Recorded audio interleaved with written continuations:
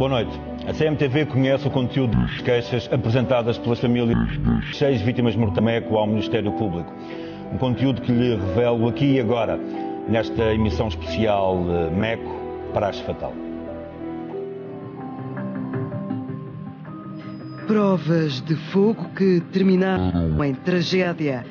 As 6 famílias dos jovens mortos no MECO não têm qualquer dúvida de que os filhos morreram em consequência de praxes levadas a cabo pelo Dux João Gouveia e mais alguns indivíduos que estiveram presentes. A CMTV conhece o conteúdo das queixas apresentadas pelos pais ao Ministério Público. As famílias consideram que os jovens estariam a prestar uma prova de fogo. Ou seja, as suas capacidades estariam a ser testadas até ao limite pelo Dux e outros honoris Dux. Na queixa são referidas mensagens trocadas entre os jovens. Em conversa com uma amiga, Joana Barroso responde que não vai estar em Lisboa no fim de semana de 13 e 14 de dezembro, porque vai para a reunião da Comissão de Praxe. A colega faz comentário. 3 de dezembro de 2013, 23 horas e 1 minuto. Ai, que chique. Joana responde. 3 de dezembro de 2013, 23 e 14. Chique não tem nada, somos praxadas pelo mamute e mais outros mamutes. O mamute era João Miguel Gouveia, também conhecido por Bisonte. Na queixa conta-se ainda que as práticas do consumo de bebidas alcoólicas duravam madrugadas dentro e de forma exagerada. O que levou a que muitos, completamente embriagados, chegassem ao ponto de vomitar. Muito álcool e ordens rígidas quanto às saídas dos quartos na casa arrendada em Aiana de Cima. Na manhã do dia 14 de dezembro de 2013, os jovens falecidos, com exceção de Catarina, foram colocados em quartos fechados, sem saberem uns dos outros, onde lhes foi pedido pelo Dux que refletissem. A queixa das famílias dos jovens que faleceram no MECO contém ainda mais pormenores sobre as praxes físicas a que os alunos da lusófona foram submetidos. 14 de dezembro. Ainda antes do almoço, aos jovens que se encontravam na casa, foi ordenado pelo Dux que fizessem 150 flexões. Quando algum parava, nomeadamente as raparigas, completamente fragilizadas pela noite de álcool, João Gouveia ordenava-lhes imediatamente que continuassem. Na queixa, aponta-se ainda que o Dux dava ordens, tendo sempre a seu lado pelo menos outro indivíduo, honoris Dux, ainda não identificado. Os pais não têm dúvidas que na tarde de sábado havia mais gente na casa, tal como já foi confirmado por alguns vizinhos. Tenho a certeza que estava lá mais. Isso logo de início, logo da primeira vez, eu vi que não era só 7. E havia lá mais, havia lá pelo menos 2 com barbas.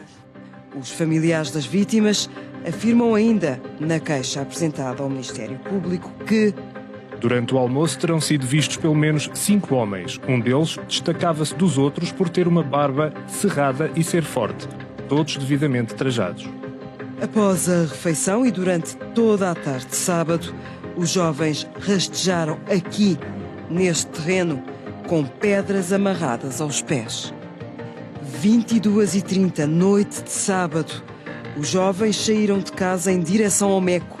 Os pais dizem que, para além dos 7, outros indivíduos não identificados saíram de casa com destino à praia do Moinho de Baixo. Após uma noite sem dormir e em que lhes foi ordenada uma ingestão de grandes quantidades de álcool, os jovens percorrem cerca de 7 km a pé. Na queixa apresentada, os pais consideram que João Gouveia ordenou a todos que deixassem os telemóveis em casa. Apenas podiam levar um objeto que simbolizasse os respectivos cursos. Eu vim dali daquele lado, por volta das 22h15, 22h30 mais ou menos, e quando venho aqui deparei-me então com 7 pessoas com as capas pretas da universidade, no qual uma vinha à frente, trazia um ramo de flores, um ramo vermelho. O objeto que Tiago Campos levava era uma espécie de pequena árvore de Natal. Árvore essa que permaneceu colocada na areia da praia vários dias após a tragédia, nunca tendo sido atingida por qualquer onda. Os jovens chegaram à praia por volta da meia-noite. Eu estava aqui, portanto, eles passaram aqui na rua e eu vi-os passar. 2h15, 2h20, eu saí. Portanto, as luzes eu apaguei por volta dessa hora. Penso que se já se tivesse dado e ele vinha pedir aqui ajuda, não sei, não faço ideia. Domingo, 15 de dezembro, meia-noite. Foi-lhes ordenado que se dirigissem para junto da água, onde existe um pequeno declive, e que se organizassem em fila, uns ao lado dos outros, de costas para o mar e de frente para o Dux, e, aparentemente, honoris Dux, que se encontravam à sua direita.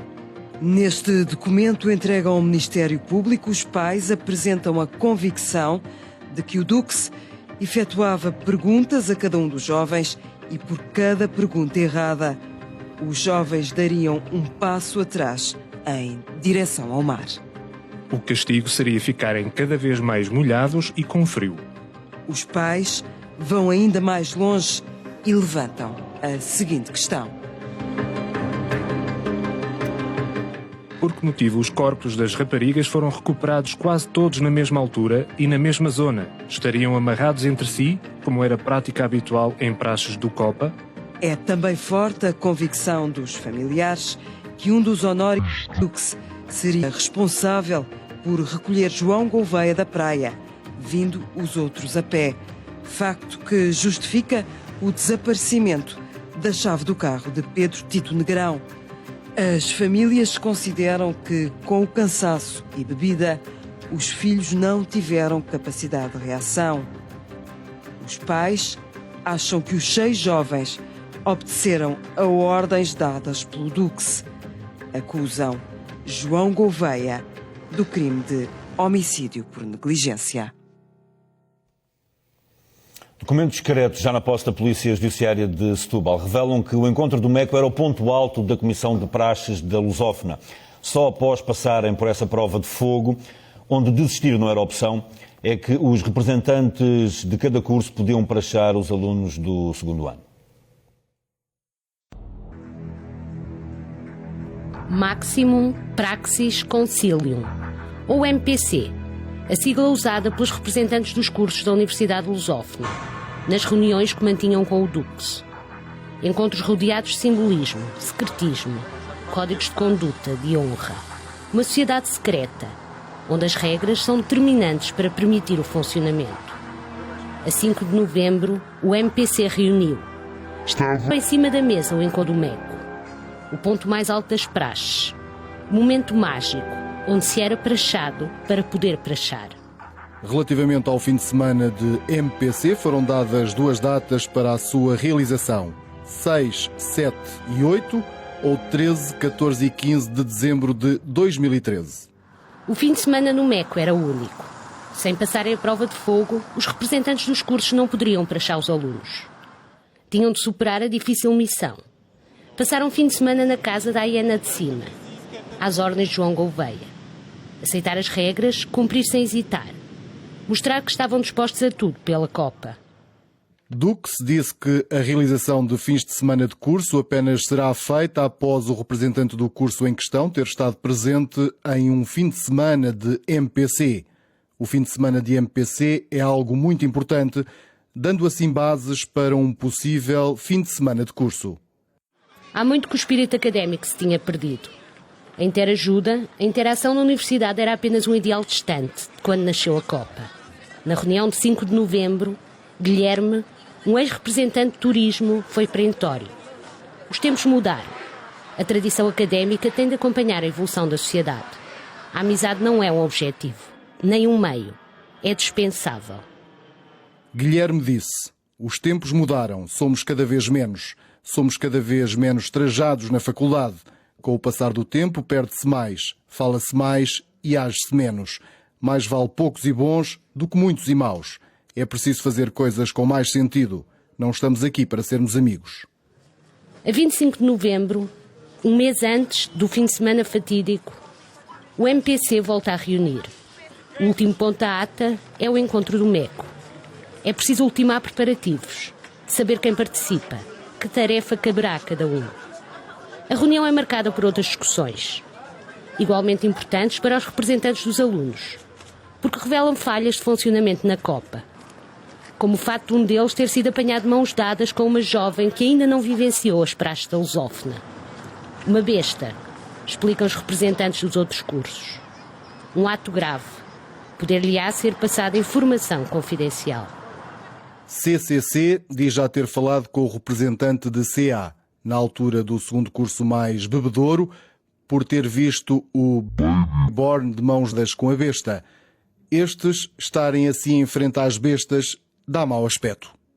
Dux diz relativamente à questão da resposta da besta acerca do uso da t-shirt que há bestas mais inteligentes e mais observadoras. No entanto, deverá haver uma última conversa com o Babyborn para que este tenha cuidado com o que diz à besta sua namorada. As atividades da Copa tinham de ser secretas. João Gouveia não gostou de ver no Facebook fotografias de praxe. Foram colocadas pelo representante do curso de Biotecnologia.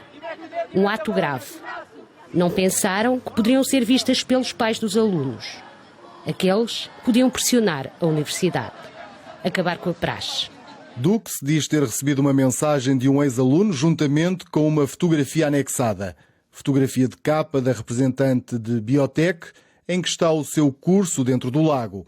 Diz ainda que os pais dos trajados, ao verem a foto, veem que os seus filhos estão dentro do lago e podem fazer queixa à universidade. Na Copa não há representantes de todos os cursos. Apenas os que aceitam as regras, os altos desígnios dos duxes e honoris duxis. Os que cumprem sem hesitar, sem pestanejar.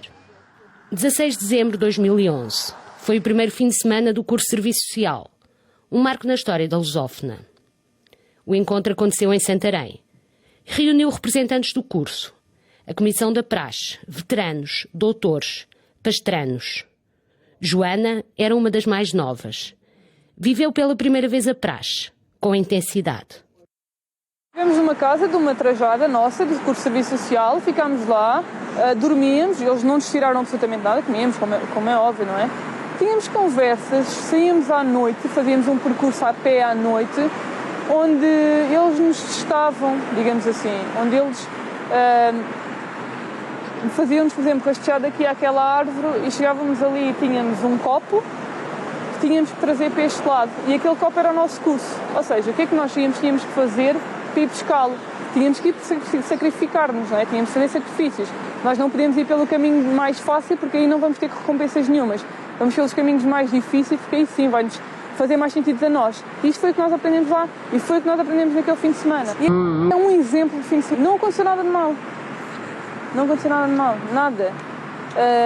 Nós não nos magoámos, saímos lá muito mais e foi um texto que eu fiz para a Joana.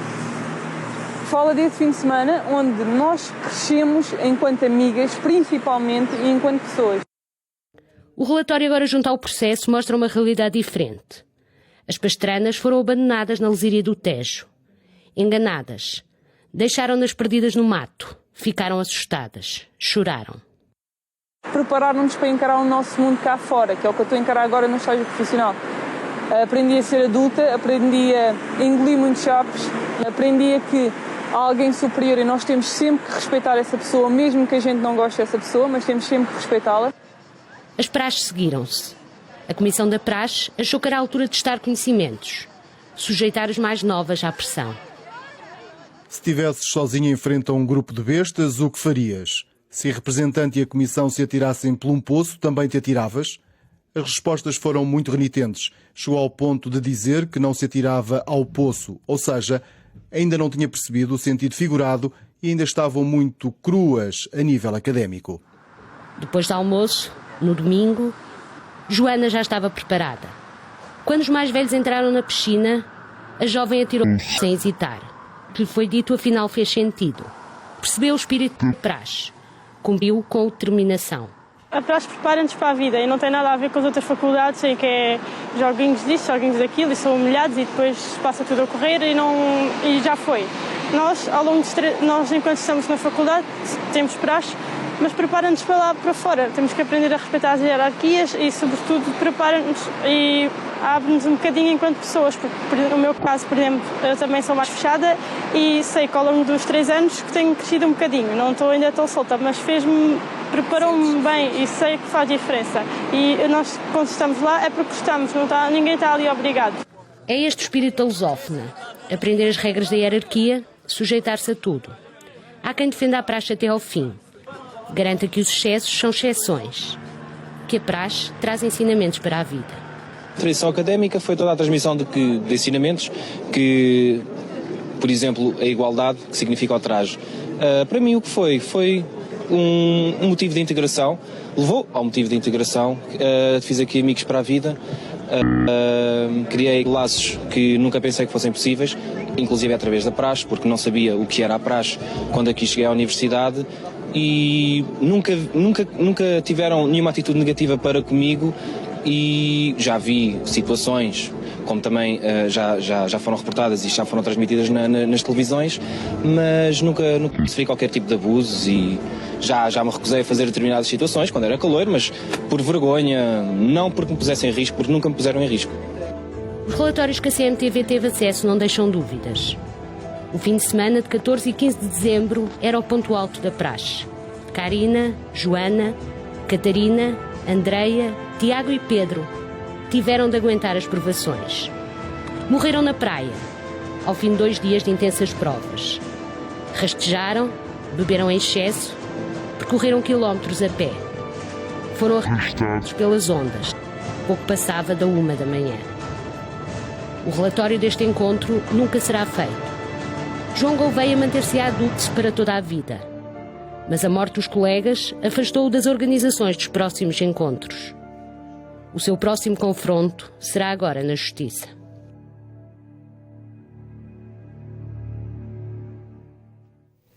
Em 2012 já tinha tido lugar um fim de semana de praxes violentas na Rábida. Joana Barroso e Andreia Revés, 2 das vítimas do MEC, estiveram presentes nesse encontro. A CMTV teve acesso a um documento escrito à mão por Andreia Revés, onde a jovem algarvia de 21 anos traça o plano deste encontro na Serra da Rábida. As folhas escritas pelo punho de Andreia são reveladoras da violência das praxes. Amarrá-los. Tapar-lhes a cabeça. Prachá-los. Cansá-los. Dar-lhes álcool. Fazê-los rastejar.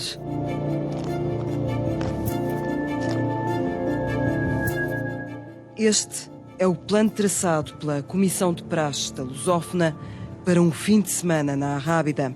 O planeamento do encontro de dezembro de 2012, um ano antes da fatal reunião de Aiana de Cima, é feito pela mão de Andreia Revés, uma das vítimas mortais do MECO. Andreia esteve presente na Rábida. Joana Barroso, outra das jovens levadas pelo mar, também marcou presença neste encontro secreto do Copa. Por esta altura, as 2 jovens ainda eram doutoras, estavam 1 grau abaixo na hierarquia, ainda não tinham sido eleitas representantes de curso, papel que já desempenharam no MECO. Nestas 2 folhas de papel, Andreia Revés descreve detalhadamente os tópicos das ordens a serem cumpridas pelos pastranos, alunos que na hierarquia de praxe da Lusófona estão abaixo dos doutores que neste caso são Andreia e Joana. Acima destas estavam os veteranos, o Dux, os honoris Dux, aos quais Joana e Andreia também deviam obediência. Tal como se pode ler no documento, a reunião da Rábida está marcada para as 18 horas, mas Andreia avisa que há pastranos que só podem chegar mais tarde, às 19, os do curso de Ciências da Comunicação e Cultura, às 20, os do curso de Engenharia Biotecnológica. São então destes 2 cursos alguns dos jovens que foram sujeitos a praxe na Rábida. Vamos então ao plano de dezembro de 2012 na Serra da Rábida. Primeiro dia, Andreia Revés escreve. Tentar parar num sítio, tapar-lhes a cabeça e ir para o sítio onde estava a rede o ano passado. Amarrá-los entre cursos diferentes. Achá-los lá perto, falar com eles sobre o facto de estarem presos com outro curso, darem-se bem para o ano para trabalharem bem. Andreia Revés continua e aponta novas ordens para os pastranos. E também para perto da cova e pô-los em prancha. Estarem em prancha na cova é uma das ordens habituais do COPA. Significa que os jovens têm de estar deitados, de mãos e pés apoiados no chão, e levando o corpo como se estivessem a fazer flexões, ficando suspensos durante algum tempo. Exercício que implica muito esforço físico.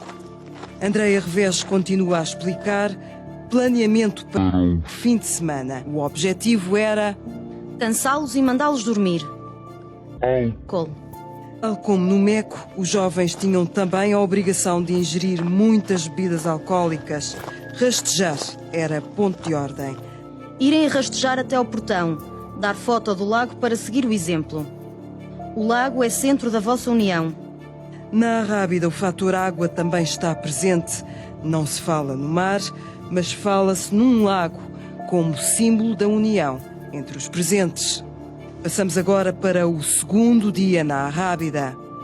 Os jovens foram sujeitos a perguntas sobre a hierarquia do COPA.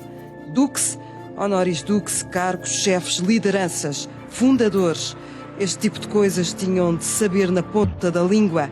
Explicam Ana Matosa e Ana Duarte, duas jovens que pertencem ao COPA. Bestas, calores, pastranos, não é? Sim, bestas, calores. Bestas primeiro ano. Mais fácil assim, bestas primeiro ano, pastranos segundo. Sim, pronto. Doutores terceiro ano, veteranos mais 3 matrículas. Dux e honoris dux. Dux já sabem quem era e honoris dux. Há regras rígidas de respeito e obediência aos líderes. Na Arrábida, Andreia escreve que havia caminhadas a percorrer na serra. O caminho será sinalizado por setas ou fita preta nas árvores. 6 caminhos. Os jovens eram deixados no meio da Serra da Arrábida. Tinham de encontrar o caminho de volta, como confirma o pai de Joana Barroso, uma das vítimas do MECO, que participou neste fim de semana na Arrábida. O ano passado houve na Arrábida. Disseram-me que eles foram deixados na Arrábida sem... Deixaram-nos lá e digo, olha, agora desenrascam-se. Sem telemóveis, sem nada. Por ordem do líder? Por ordem do líder. Não sei como é que eles foram para lá, se foram de carro, se calhar até foram de carro, não sei. Olha, agora já sabem onde... Ficam aqui, penso eu que fosse assim. Ficam aqui e agora, pronto, já sabem onde é que é o acampamento, onde é a casa. Já sabem, não sabiam. Serra da Arrábida tem muitos perigos. Segundo me contaram, a Serra da Arrábida era mais perigoso que o mar. Mais tarde, o grupo voltava a ser sujeito a novas perguntas, tal como descreve nestas folhas Andreia Revés. Reunir no Coliseu, mais perguntas e respostas, falar com eles, ir cada um ao centro e falarem do que quiserem ou falarem da semana de praxe. As praxes continuavam. Praxar na relva depois do portão. As caminhadas também eram uma constante, desta vez com praxe no cemitério. Fazer caminho pela serra, cemitério. Ir para o Coliseu e comer comida de gato. Neste fim de semana de praxe na Arrábida, o Dux, o líder, era Fábio Jerónimo, que foi depois substituído por João Miguel Gouveia, o único sobrevivente do MECO. A CMTV falou há momentos com Fábio Jerónimo, era o Dux Honoris na altura do fim de semana da Arrábida. Fábio Jerónimo não aceitou vir a estúdio, alegando que já falou uma vez e não pretende voltar a dar entrevistas, mas garante, no entanto, que não só não participou neste fim de semana, como não tinha qualquer conhecimento de que ele tivesse ocorrido. Rui Pereira, ex-ministro da Administração Interna e comentador CMTV, e Paulo Sargento, psicólogo forense e professor da Universidade Lusófona, são convidados desta emissão especial. Boa noite a ambos. Boa noite. É sempre um prazer tê-los aqui em estúdio, independentemente das circunstâncias, obviamente. Rui Pereira, começo por si. Estas reportagens, fruto do trabalho de investigação feito pela equipa de jornalistas do Correio da Manhã da CMTV, que está aqui a investigar este caso, demonstra de facto aqui uma, não sei se poderei empregar esta expressão, uma liturgia da praxe que é, no mínimo, assustadora, não é? Isto tem aqui paralelismos a rituais de sociedades secretas, não é? Isto é, de facto, há aqui parâmetros que se assemelham, de facto, a algo semelhante a rituais próprios de sociedades secretas? O que me assusta mais neste mundo obscuro e desconhecido das praxes que nós não conhecíamos é o sentido da hierarquia e da obediência. A obediência cega, não é? Ou quase cega. Tal qual, porque o problema numa sociedade democrática e num Estado de Direito é a criação de espaços onde o império da lei não se faça sentir. Onde haja uma espécie de ordens próprias, com pequenos poderes, mais ou menos despóticos, com fidelidades que podem levar a resultados, a desfechos surpreendentes e infelizes. Nós, no primeiro momento, quando isto aconteceu, e honra seja feita à CMTV, porque desde a primeira hora levantou a hipótese em que ninguém acreditava a princípio, de haver aqui um ilícito criminal. Mas nós, no primeiro momento, todos achámos, em princípio, que havia apenas um acidente infeliz. E pode ter acontecido, não estou a dizer que não aconteceu.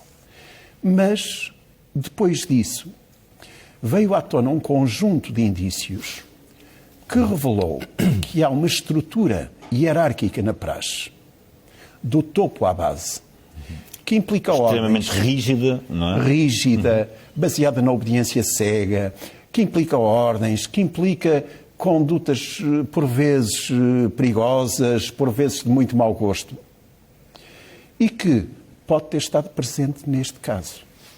Porque neste caso, desde o princípio, e quando se compreendeu melhor o funcionamento da praxe, qual é a dúvida angustiante? Que é a dúvida que têm os pais, que estão a sofrer imenso. É se os seus filhos foram de livre vontade, claro, já são maiores, para aquele fim de semana, estavam em pé de igualdade com o sobrevivente, junto à água, foram colhidos pelas ondas e morreram de forma muito infeliz, ou se estavam ali a cumprir ordens. A cumprir ordens, apesar de serem maiores, apesar de serem seres livres, no âmbito de uma organização que é a tal organização da praxe. Naquele contexto podiam estar privados desse... Exatamente. E, portanto, qual é... Isso é determinante para eventuais apuramentos de ilícitos criminais. Vamos especular um bocadinho, porque só assim é que conseguimos raciocinar. Imaginemos que havia, de facto, alguns estudantes sentados de costas viradas para o mar com alguém a dar-lhes ordem. Deixem-se estar aí, isto é uma prova da vossa coragem, da vossa obediência em relação à estrutura da praxe. Bom, não estou a dizer automaticamente que houve um crime, mas esse cenário é um cenário que leva a perguntar se terá havido um crime de exposição. Isto é, uma atuação de alguém que sujeitou outras pessoas a um perigo para a vida, que acabou por desembocar na sua própria morte. E se esse alguém atuou dolosamente em relação à exposição ao perigo, cometeu o crime de exposição, que é um crime doloso. E depois esse crime pode ser agravado por um homicídio negligente. É isso que está em causa aqui.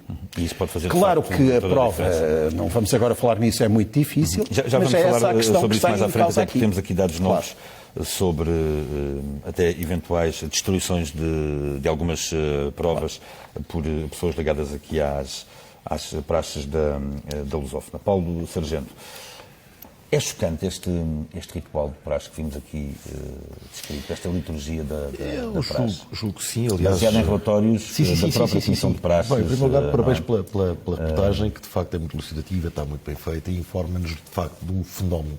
É fruto do trabalho de investigação do Correio da Manhã e da CMTV, não é? Dos meus colegas que estão a investigar este que caso. É muito interessante e que eu julgo que nos desperta aqui para uma questão fundamental, que é uma espécie de fenómeno para-universitário, que é este fenómeno das praxes, que transporta consigo mesmo uma série de questões que nos fazem refletir. Não só estas, que o Rui Pereira disse muito bem, portanto, Não é o perigo de, enfim, as democracias poderem gerar de facto poderes despóticos, que elas podem sempre, mas é as democracias nada fazerem, nada se interessarem pela geração destes poderes despóticos, porque as pessoas, como sabemos, infelizmente, têm liberdade de associação e aderem a princípios que muito bem entendem, desde que, claramente, esses princípios não sejam contra a lei e sejam princípios que desenvolvam, etc. Bom, agora, aqui há algumas coisas muito interessantes. Nós, quando olhamos para as praxes, do ponto de vista geral, e eu, afirmativamente, devo dizer outra vez que não gosto de praxes, não aprecio, não acho piada nenhuma, mesmo acho que há aquelas ditas não violentas. As violentas abomino. Acho que toda a gente aqui está de acordo que praxes violentas, desdignificantes,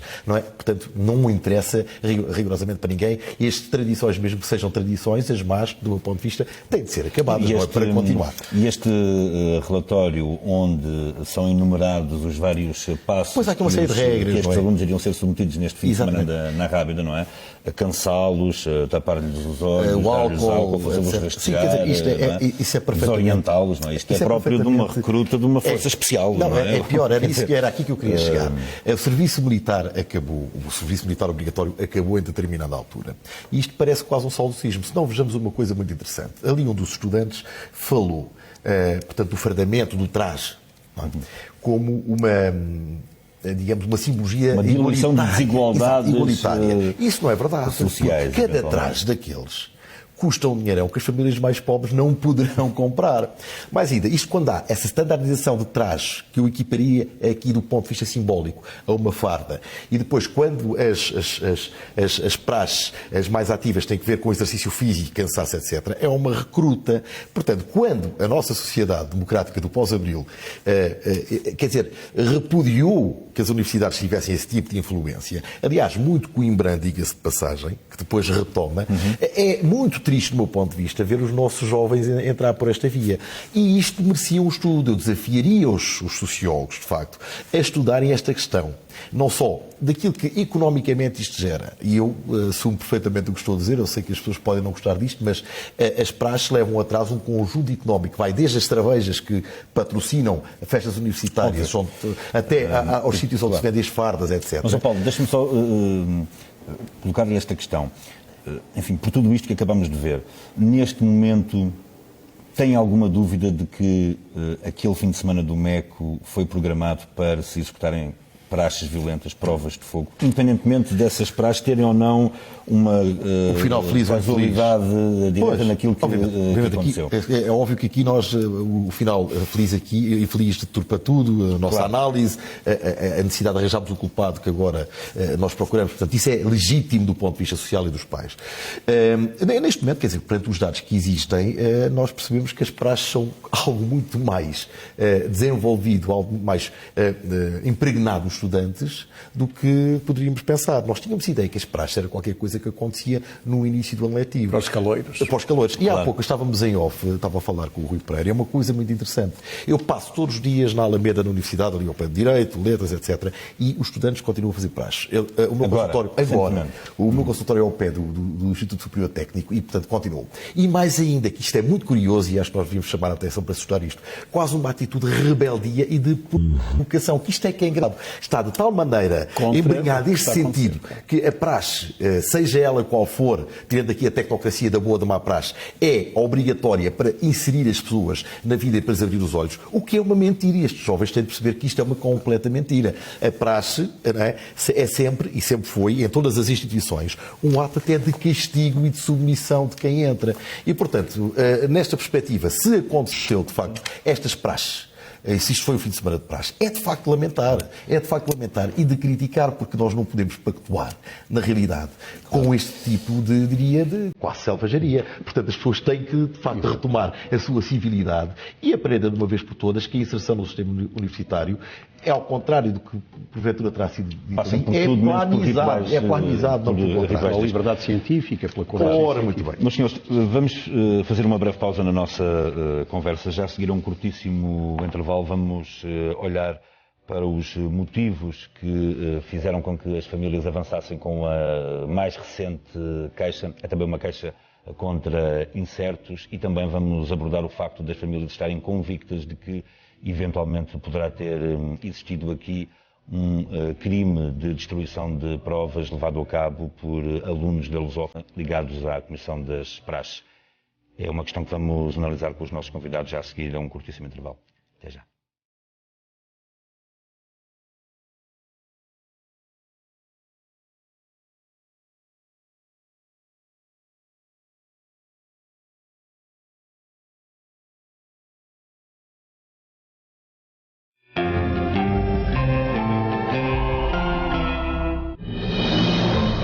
Este filme pode passar-se em Xangai, ou em Paris, ou em Hollywood. E o seu protagonista pode ser uma atriz, um homem de família ou um homem de negócios. Ao seu lado está um artista, uma rockstar, um colega seu, outro colega. Outra colega. Ou a sua chefe. E o automóvel em que viajam é um Classe C, ou um Classe C, ou um Classe C. O melhor não tem alternativa. Um novo Mercedes-Benz Classe C.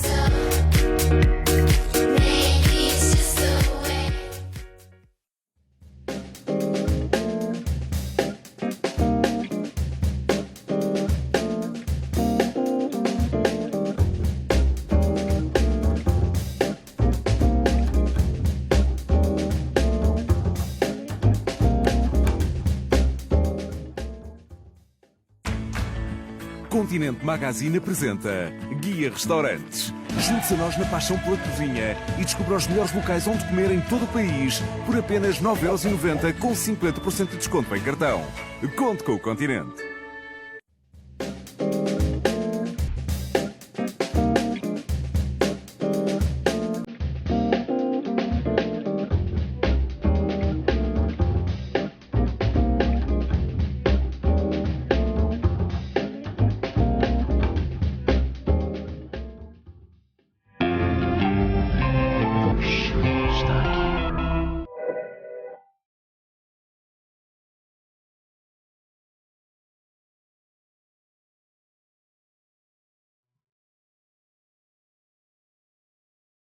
As famílias das 6 vítimas mortais da tragédia da Praia do Meco têm fortes indícios de que várias provas foram destruídas. Por essa razão, já apresentaram no Tribunal de Sesimbra uma queixa por favorecimento pessoal contra desconhecidos. Os pais das 6 vítimas acreditam que várias pessoas com ligação a João Miguel Gouveia, o Dux da Universidade Lusófona, tentaram esconder pistas que indiciam a ocorrência de um crime na Praia do Meco, na trágica madrugada de 15 de dezembro do ano passado. Um desses indícios é o facto de a casa arrendada pelos estudantes, em Aiana de Cima, ter sido limpa logo após a tragédia, o que aumentou as suspeitas dos familiares. A empregada de limpeza da residência foi ouvida pelos inspectores da Polícia Judiciária de Setúbal e testemunhou que, quando voltou à casa, já não havia vestígios da presença dos jovens, as camas estavam feitas e o frigorífico estava vazio. Encontrou apenas, na cozinha, uma colher de praxe. As famílias já apresentaram no Tribunal de Sesimbra uma queixa contra desconhecidos por favorecimento pessoal. Nesta queixa-crime, os pais das vítimas referem também que 5 colegas de André Revés mexeram em provas 2 dias antes do funeral da vítima, natural de Lolé. Os vários alunos da Lusófona, que pertenciam à Comissão Oficial das Praxes Académicas, estiveram na casa dos avós de Andreia, tiveram acesso aos telemóveis da vítima, que era secretária do Dux, e mexeram em vários documentos. Os pais dos estudantes já tinham apresentado uma queixa-crime contra João Miguel Gouveia, em que acusam o Dux do crime de homicídio por negligência. A 15 de dezembro, 6 jovens perderam a vida na Praia do Meco. Quase 3 meses depois, a investigação a cargo do Ministério Público de Almada continua aparentemente a marcar passo. Até agora, 3 meses depois, apenas os pais e a empregada de limpeza da casa alugada foram ouvidos. João Gouveia também já foi ouvido, mas como testemunha. Neste ponto da investigação, uma das principais dúvidas é saber se o procurador já requereu a triangulação das chamadas telefónicas feitas nas imediações do local da tragédia. Daqui a 3 meses, as operadoras destroem os registros das chamadas que podem ser determinantes para se provar se esteve ou não esteve mais alguém ligado às praxes naquele local. Depois de um mau começo, a investigação foi atribuída à Polícia Marítima e só mais de um mês depois é que o Ministério Público requeriu a intervenção da Polícia Judiciária. As famílias temem agora por nova destruição de provas. Passaram quase 3 meses desde que ocorreu a tragédia na Praia do Meco, com a morte de 6 estudantes da Lusófona. Poderão ainda não ter sido requisitadas às operadoras telefónicas a triangulação das chamadas feitas na noite fatídica. Aos 6 meses, esses dados serão destruídos e poderão ser fundamentais para se perceber se havia mais alguém na praia, no momento da praxe. A CMTV fez 5 perguntas à Procuradoria-Geral da República. A primeira era se existia um prazo para que a investigação ficasse concluída. Tentámos também confirmar se foram feitas quaisquer outras edições e se as famílias das vítimas já tiveram acesso ao processo e a possibilidade de discutirem com o Ministério Público o rumo desta investigação. As últimas questões tinham a ver com o andamento do inquérito. Qual o crime que está em causa nesta investigação? E por que motivo o principal suspeito neste processo não foi constituído arguido? A resposta foi curta. O caso está em segredo de justiça, diz o gabinete de imprensa da PGR. As famílias, que também já se constituíram assistentes, não puderam consultar o processo, conhecer as provas já recolhidas pelos investigadores. Voltamos à conversa em estúdio com os nossos convidados desta emissão especial dedicada à tragédia do Meco. Rui Pereira, recentemente as famílias das vítimas mortais apresentaram uma nova queixa de favorecimento pessoal contra incertos. Estamos perante a forte convicção dos familiares das vítimas mortais, como acabámos de ver nestas reportagens, de que houve aqui, eventualmente, uma ocultação ou destruição de provas. Aquilo que se chamava normalmente encobrimento. O encobrimento no velho direito português era uma forma de participação num crime alheio, tal como a instigação ou a cumplicidade.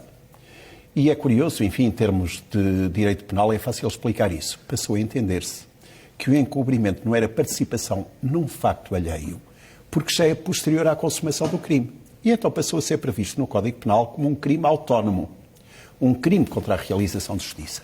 Pratica o tal crime de favorecimento pessoal quem desenvolver uma atividade no sentido de ajudar outra pessoa a eximir-se à realização de justiça, a esconder os indícios ou provas do crime, a evitar a perseguição pela prática do crime.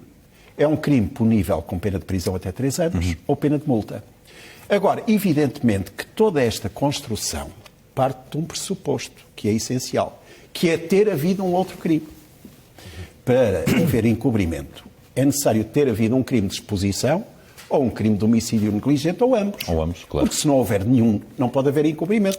Pode haver uma coisa esquisita, a que podíamos chamar de tentativa impossível de encobrimento. Mas não pode haver tentativa impossível de encobrimento ou favorecimento pessoal. Bem, mas qual é o cerne jurídico deste processo? Continua a ser o mesmo. É a existência de um processo sem arguido, como se disse na peça. Porquê? Porque, na realidade, aqui, a haver um suspeito, é só um, tanto quanto sabemos. É verdade que o processo está sob Mas João Miguel Gouveia foi ouvido 10 ou 12 horas de interrogatório, manteve sempre a mesma versão de que no momento da tragédia não estava a ser executada nenhuma praxe e que se tratou de um acidente. E se eventualmente, sublinhando que estamos aqui no domínio da especulação, se eventualmente o cenário daquilo que aconteceu naquele dia trágico possa ter sido outro, há alguma maneira consistente em termos de investigação judicial de se conseguir provar o contrário? Bem, há aqui 2 coisas muito diferentes. Primeiro, para haver um inquérito, nós não estamos na fase de julgamento. Claro. Não estamos na fase de saber se Miguel Gouveia cometeu ou não um crime, deve ser condenado ou absolvido. Estamos numa fase preliminar do processo, é que se chama inquérito. E nessa fase preliminar, o que é que acontece? Para haver inquérito, é necessário haver indícios da prática de um crime. Claro. É isso que o inquérito vai apurar. Bom, e para haver para deduzir ou não a acusação. E para haver está arguido, debaixo de segredo de justiça. Exato. E para haver arguido é necessário que o inquérito corra contra alguém. Que haja indícios sérios de que alguém esteja ligado à prática do crime. Ora bem, eu diria que neste caso, aos olhos de qualquer observador que não esteja dentro do processo, estamos a falar nessa base, tantas razões há para haver um inquérito como para haver um arguido. São idênticas. O que não quer dizer que venha a haver um condenado pela prática de um crime. Mas as razões que concorrem para haver inquérito são as mesmíssimas que aparentemente deveriam concorrer para haver para até agora não existir no princípio, João Miguel Gouveia não ter sido francamente falando, no princípio eu pensei que fosse estratégia processual do Ministério Público. Até porque o arguido beneficia do direito de silêncio e a testemunha não. Tem de pedir a constituição de arguido ou tem de dizer que o depoimento a incriminaria para se eximir a prestar declarações. Agora já passou tanto tempo, já foram prestadas tantas declarações que me custa a crer que seja isso. Mas este processo terminar, por exemplo, com um arquivamento, sem ter havido arguido sequer, o que significa que os assistentes, se isso acontecer, nem sequer têm a oportunidade de requerer a abertura de instrução, parece-me uma saída muito pouco saudável para este processo. Agora, em relação à outra questão, à questão do favorecimento pessoal, o que é que se passa? Pois há aqui, aparentemente, indícios, e novamente a reportagem do Correio da Manhã traz-los à tona, de que houve atividades destinadas a apagar indícios. E, portanto, aí é um crime autónomo. Aliás, pode ter sido cometido por outras pessoas. Aqui nestas reportagens, da casa ter sido limpa, de um conjunto de alunas ter estado dias antes do funeral de uma das vítimas mortais na casa onde ela residia, na casa da avó, com acesso a computadores e a telefones. A própria CMTV e o Correio da Manhã também já recolheram o testemunho do namorado de uma das vítimas mortais, que diz que uma das últimas mensagens que enviou à namorada foi apagada do telemóvel dela. Não é? Enfim, há aqui de facto vários fatores que indiciam que pelo menos alguma coisa terá sido apagada, com dolo ou não. Paulo Sargento, diga uma coisa. Tem alguma informação sobre João Miguel Gouveia? Não. Já regressou à universidade, continua a receber apoio psicológico? A universidade não o vi, quer dizer, não posso garantir sim, não, mas eu nunca mais o vi. Eu também não conhecia o João Miguel Gouveia, mas, enfim, ele ficou público, não é? Eu nunca mais o vi. Relativamente ao apoio psicológico, não tenho informação. Portanto, isto porque qualquer tipo de apoio do ponto de vista clínico está no abrigo do segredo, digamos, clínico, e não tenho qualquer tipo de informação. Mas já agora deixe-me dizer uma coisa e pegar aquilo que o meu amigo Rui Pereira está a dizer. Isto é, de facto, muito importante, a percepção subjetiva da justiça. Que eu julgo que era isso que estava a querer dizer. Mesmo que se deem todos os passos do ponto de vista da tramitação da administração da justiça, ou neste caso da investigação criminal, se estes casos, como este, e nós temos muitos outros, não é? Na realidade portuguesa, se acaba e as pessoas ficam com dúvidas, a justiça sai muito mal. Sai muito mal, e o sofrimento destes pais prolonga-se. De facto, nesta perspectiva, eu desafiava até que nós fizéssemos aqui uma reflexão, e isto até serviria, na realidade, se calhar, para uma investigação interessante. Lembrar que nos anos 70, salvo no princípio dos anos 70, um conjunto de estudantes também universitários, na altura, morreram na boca do inferno. Certo. Na altura também se fez, do ponto de vista mediático, uma comparação. Até se invocou o livro do Mr. Crowley, da sua correspondência, também, curiosamente, com o Fernando Pessoa. Houve, de facto, um grande aparato mediático e depois, no fim, zero, rigorosamente zero. E, passados 40 anos, quase, temos o mesmo tipo de digamos, estrutura de informação. E isto dava para nós, de facto, pensarmos um bocadinho porque é que isto acontece. Os intervenientes, ou a relação, como eu já ouvi muitas vezes o meu amigo Rui Pereira dizer muito bem, entre a justiça e os mídia, nem sempre é pacífica. Há timings diferentes. E estes timings diferentes, que os mídia têm o dever, não é? Têm o dever de informar, e fazem muito pouco, e não devem... Mas Paulo, o Ministério Público não está a marcar passo?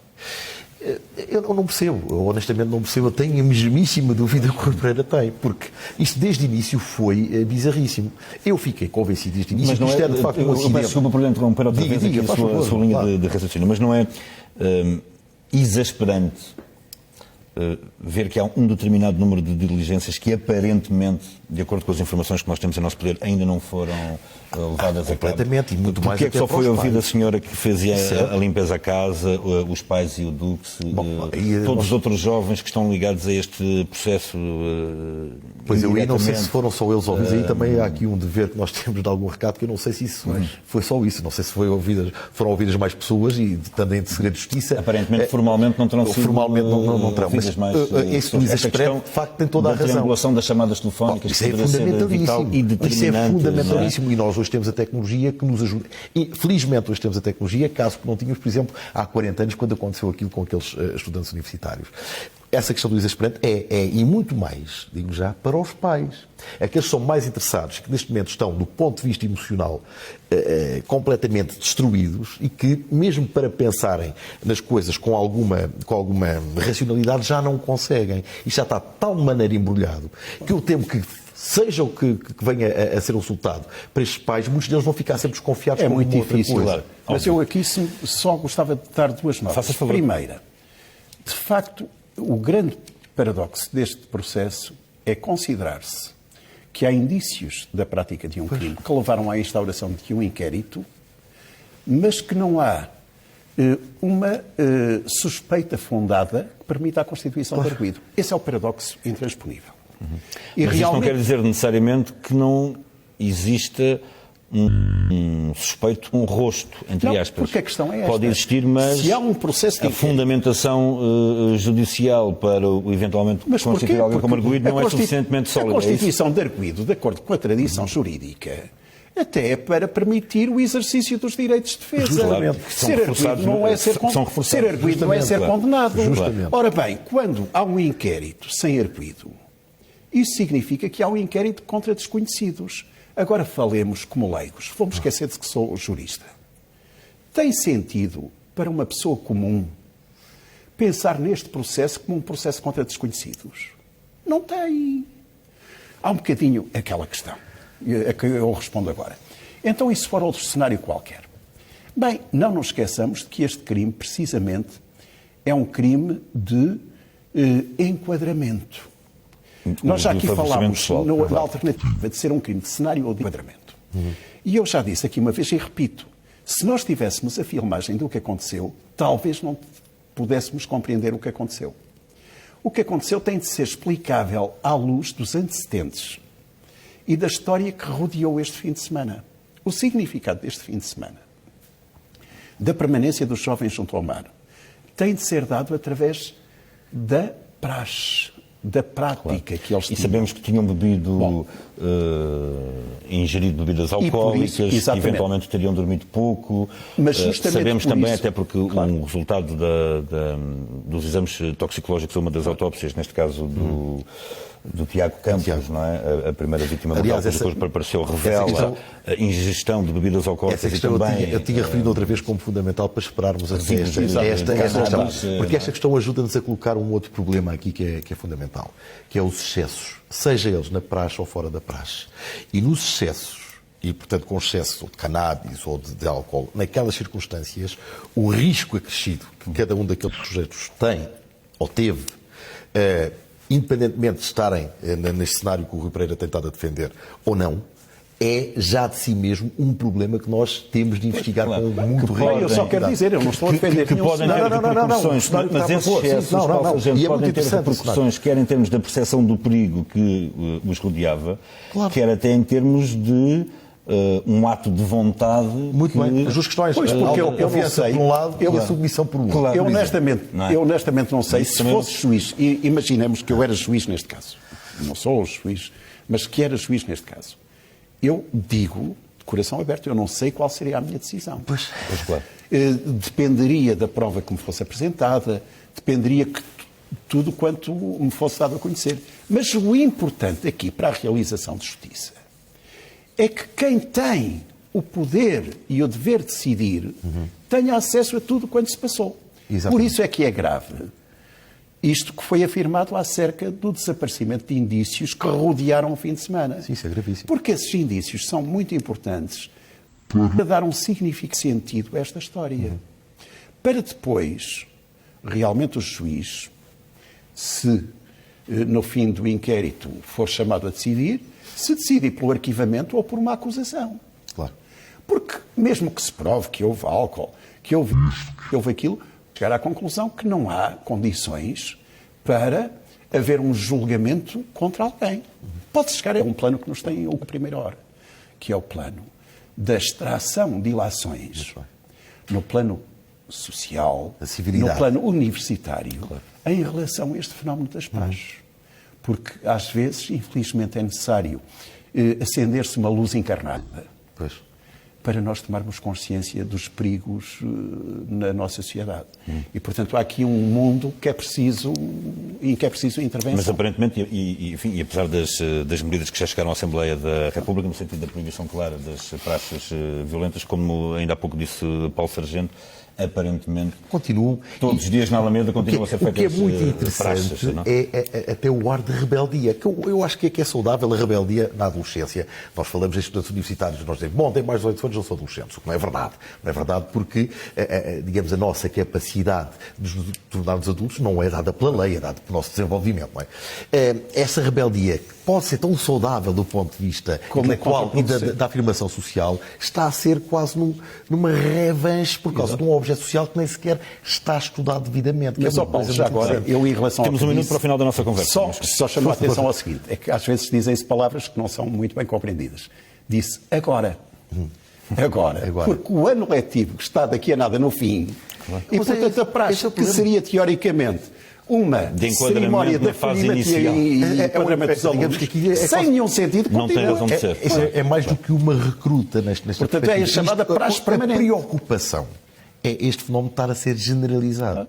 E se nós estamos a preocupar-nos só com uma Copa. Agora, preocupemos, por exemplo, com a hipótese de uma Copa estar com outras Copas e ter outro tipo de organismos. Portanto, há fenómenos que socialmente, independentemente... Daqui para a frente, Paulo, nada nos diz que uma tragédia destas não possa voltar a ocorrer.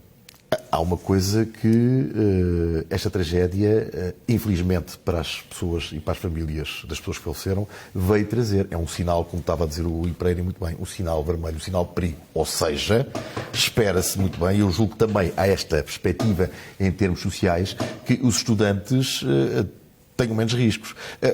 As pessoas que são mais novas têm mais atividades radicais. As pessoas que são mais novas têm mais consumos, têm mais uma série de fatores de exposição ao risco. Mas já chegam essas para não estarem a crescer outras. E, portanto, parece-me bem que este tipo de resultado faça com que os estudantes, os que gostam de praxe e os que não gostam de praxe, os que têm argumentos contra e a favor, pensem um bocadinho, seja o que for, o que façam de uma forma consciente. Um pouco naquilo que os seus atos podem originar. Pela importância do conteúdo, vamos recuperar a primeira reportagem com que abrimos esta emissão especial da CMTV dedicada ao MECO. A CMTV conhece o conteúdo das queixas apresentadas pelas famílias das 6 vítimas mortais do MECO ao Ministério Público. É um conteúdo que lhe revelamos no início deste especial. Provas de fogo que terminaram em tragédia. As 6 famílias dos jovens mortos no MECO não têm qualquer dúvida de que os filhos morreram em consequência de praxes levadas a cabo pelo Dux João Gouveia e mais alguns indivíduos que estiveram presentes. A CMTV conhece o conteúdo das queixas apresentadas pelos pais ao Ministério Público. As famílias consideram que os jovens estariam a prestar uma prova de fogo. Ou seja, as suas capacidades estariam a ser testadas até ao limite pelo Dux e outros honoris Dux. Na queixa são referidas mensagens trocadas entre os jovens.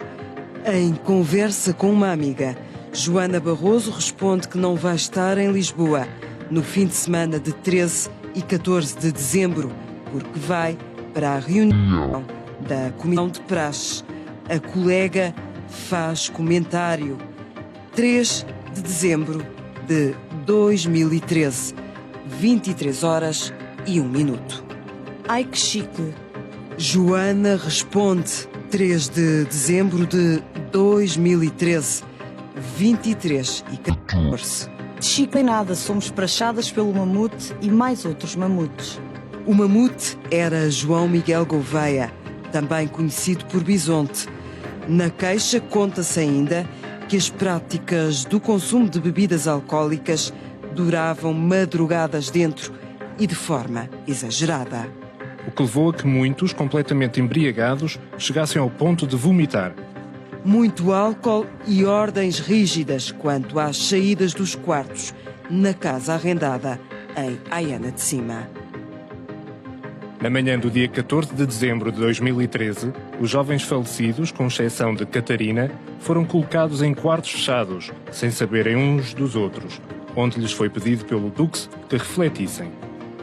A queixa das famílias dos jovens que faleceram no Meco contém ainda mais pormenores sobre as praxes físicas a que os alunos da Lusófona foram submetidos. 14 de dezembro. Ainda antes do almoço, aos jovens que se encontravam na casa, foi ordenado pelo Dux que fizessem 150 flexões. Quando algum parava, nomeadamente as raparigas, completamente fragilizadas pela noite de álcool, João Gouveia ordenava-lhes imediatamente que continuassem. Na queixa, aponta-se ainda que o Dux dava ordens, tendo sempre a seu lado pelo menos outro indivíduo, Honoris Dux, ainda não identificado. Os pais não têm dúvidas que na tarde de sábado havia mais gente na casa, tal como já foi confirmado por alguns vizinhos. Tenho a certeza que estava lá mais. Isso logo de início, logo da primeira vez, eu vi que não era só 7. E havia lá mais, havia lá pelo menos 2 com barbas. Os familiares das vítimas afirmam ainda, na queixa apresentada ao Ministério Público, que durante o almoço terão sido vistos pelo menos 5 homens. Um deles destacava-se dos outros por ter uma barba cerrada e ser forte, todos devidamente trajados. Após a refeição e durante toda a tarde de sábado, os jovens rastejaram aqui, neste terreno, com pedras amarradas aos pés. 22h30, noite de sábado, os jovens saíram de casa em direção ao Meco. Os pais dizem que, para além dos 7, outros indivíduos não identificados saíram de casa com destino à praia do Moinho de Baixo. Após uma noite sem dormir e em que lhes foi ordenada uma ingestão de grandes quantidades de álcool, os jovens percorrem cerca de 7 km a pé. Na queixa apresentada, os pais consideram que João Gouveia ordenou a todos que deixassem os telemóveis em casa. Apenas podiam levar um objeto que simbolizasse os respectivos cursos. Eu vinha dali daquele lado, por volta das 22h15, 22h30 mais ou menos, e quando venho aqui deparei-me então com 7 pessoas com as capas pretas da universidade, no qual uma vinha à frente, trazia um ramo de flores, um ramo vermelho. O objeto que Tiago Campos levava era uma espécie de pequena árvore de Natal. Essa que permaneceu colocada na areia da praia vários dias após a tragédia, nunca tendo sido atingida por qualquer onda. Os jovens chegaram à praia por volta da meia-noite. Eu estava, portanto, eles passaram aqui na rua e eu vi-os passar. 2h15, 2h20, eu saí, portanto, as luzes eu apaguei por volta dessa hora. Penso que se já se tivesse dado e ele vinha pedir aqui ajuda, não sei, não faço ideia. Domingo, 15 de dezembro, meia-noite. Foi-lhes ordenado que se dirigissem para junto da água, onde existe um pequeno declive, e que se organizassem em fila, uns ao lado dos outros, de costas para o mar e de frente para o Dux, e, aparentemente, Honoris Dux, que se encontravam à sua direita. Neste documento entregue ao Ministério Público, os pais apresentam a convicção de que o Dux efetuava perguntas a cada um dos jovens e por cada pergunta errada, os jovens dariam um passo atrás em direção ao mar. O castigo seria ficarem cada vez mais molhados e com frio. Os pais vão ainda mais longe e levantam a seguinte questão. Por que os corpos das raparigas foram recuperados quase todos na mesma altura e na mesma zona? Estariam amarrados entre si, como era prática habitual em praxes do Copa? É também forte a convicção dos familiares que um dos Honoris Dux seria responsável por recolher João Gouveia da praia, vindo os outros a pé. Facto que justifica o desaparecimento da chave do carro de Pedro Tito Negrão. As famílias consideram que, com o cansaço e bebida, os filhos não tiveram capacidade de reação. Os pais acham que os 6 jovens obedeceram a ordens dadas pelo Dux. Acusam João Gouveia do crime de homicídio por negligência. Rui Pereira, Paulo Sargento, obrigado ambos pela vossa presença em estúdio. É o ponto final neste especial informação dedicado ao MECO, mais um, fruto do trabalho de investigação dos jornalistas do Correio da Manhã e da CMTV, com o motivo de tentar lançar um pouco de luz para uma tragédia que ainda continua envolvida num imenso manto obscuro. Boa noite.